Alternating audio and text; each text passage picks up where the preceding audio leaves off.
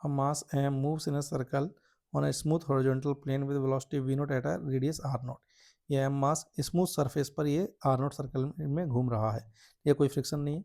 The mass is attached to a string which passes through a smooth hole in the plane. ठीक है, ये हमारे पास मास जो है एक स्ट्रिंग से कनेक्टेड है और जो कि यहाँ इस स्मूथ होल से नीचे तक ये पास हो रही है. अब आगे क्या बोला है? The tension in the string is increased gradually and finally M revolves in a radius of r naught. हमने यहाँ से इसको खींचना स्टार्ट किया.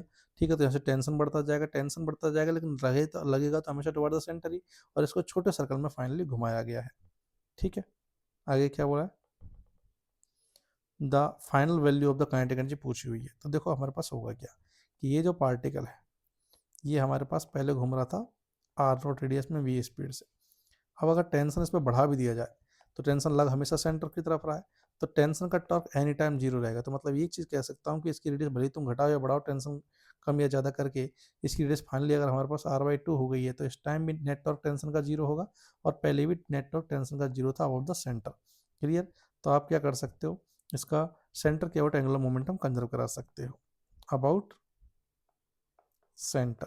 तो एल सेम रहेगा, तो पहले कितना था एम वी नॉट आर, तो बाद में भी इतना ही रहेगा हमारे पास. क्लियर है?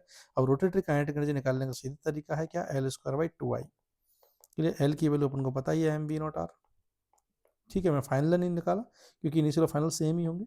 अपन में टू नई ठीक है, फाइनल वाली काइनेटिक एनर्जी निकालनी तो फाइनल वाला आई लेना पड़ेगा. फाइनल वाला आई कितना हो जाएगा हमारे पास इस एक्सिस के about, that is mass into नई रेडियस का स्क्वायर. तो ये वैल्यू आ गई हमारे पास 2m v not square. Means fourth option is the correct answer.